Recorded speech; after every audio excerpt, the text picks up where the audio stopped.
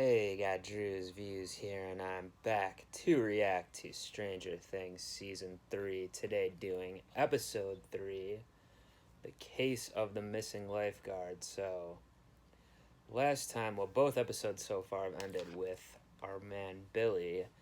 He's looking a little messed up based on what happened in the first episode, and then he kidnapped his lifeguard, his fellow co-worker there, and is like sacrificing her to whatever this ooze stuff is. I assume it's related to all the rats getting taken in there.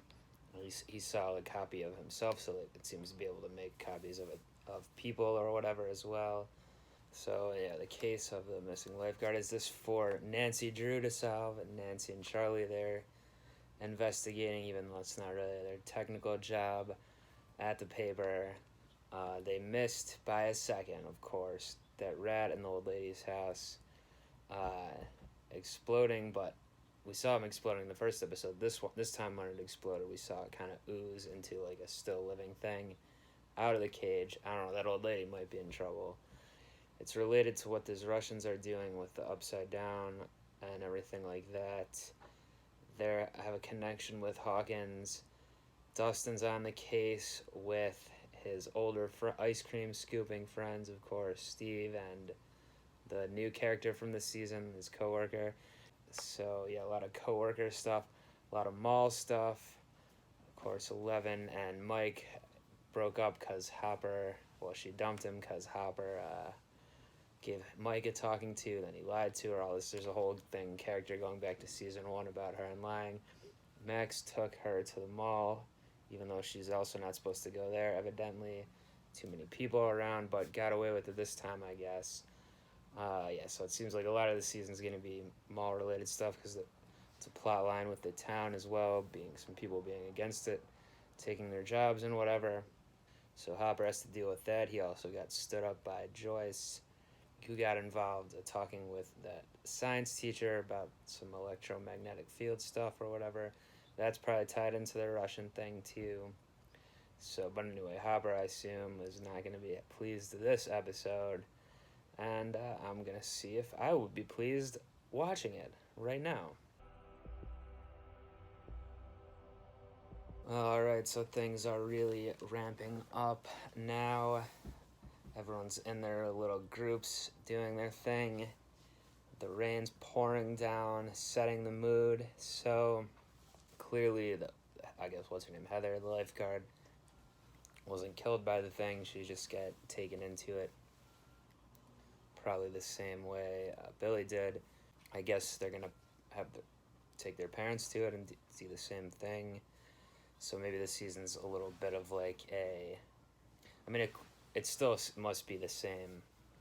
It's the Upside Down. It's whatever. Demogorgon is the season 1 thing, I guess, right? These are different things, but it's all from that place that's still doing this, obviously, because Will is still sensing it. I don't know what's up with him this episode. I get like he's been getting frustrated with his friends, having their girlfriend issues, but he was like really going crazy there, destroying stuff. Like for a second, I was like, is he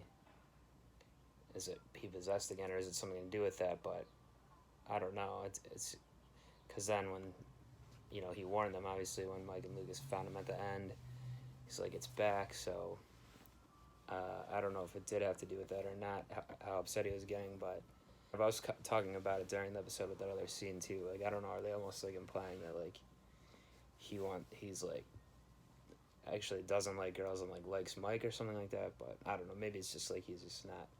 Clearly I get from some aspect of all your friends have girlfriends and you don't, and that can be annoying, when you're, in 9th grade or whatever they are. But yeah, it doesn't seem like he's even interested. I don't know. What else? So the old woman, Mrs. Driscoll, is also possessed now, like the rats were. I assume the rat that inverted itself got to her, clearly. I don't know where the whole news storyline's going to go. Because with what's happening right now, it seems like also with Joyce and Hopper, obviously, I'm thinking that was probably one of the Russians that Steve and all them are spying on that beat him up there. So a lot of things are going down on this night. Probably, transition right into the next episode. So, with like the newspaper plot line, if like I could even see the rest of the season obviously taking place in the next day or two of time, of like real time, So, I don't know where that storyline's gonna go necessarily, other than probably everyone believing her, maybe about whatever the storyline is. But yeah, some of that, I'm laughing at some of the stuff. Like, clearly it's meant to show being assholes and whatever, but it isn't really her job. But, she doesn't care, I guess. So, I mean, it would be interesting if one of them, like, I don't know, BC or one of them, like, decides to, or kind of turns it around and is like, actually starts, investigating it for real or whatever, and becomes more of an ally. That would be probably more interesting than just everyone being dicks to her the whole time. But I don't know, we'll see. And yeah, with the Joyce and Hopper stuff, I'm sure Hopper's fine. He gets beat up a lot and whatnot. He's a big guy though. He found out that she was thinking about leaving. I don't know if it was even in season 2, or were they talking about that? I guess she was talking about it with Sean Astin.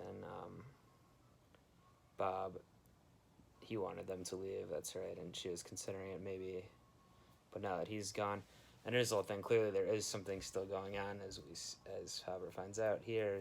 Joyce wasn't wrong about stuff, but it does seem like with the kind of trauma she experienced, they all did, but especially her with all this, like, it could be the thing where that just would drive you crazy to, like, think stuff's real that isn't, or get wild theories. But obviously in a show like this, the stuff is real, so he should believe her, which he, I'm glad they didn't take it too far of him not, he was mad about getting stood up, but he still went with her, to the lab and everything to investigate. So I'm glad they didn't take it too far in the direction of him just like not believing, when clearly that he should know as well as any of the characters what stuff goes on in Hawkins.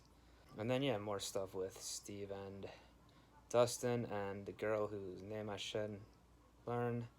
It couldn't be more obvious, the setup with Steve and the girl here, but even grabbing each other's hands real quick there, Dustin talking about it, all that. So I assume that's where that will go, but we'll see if they're going to get caught by these Russians or what's going to happen here. And clearly the writers realized that Dustin and Steve were the good pairing from season 2, one of the best parts people liked, so they're doubling back on it this season.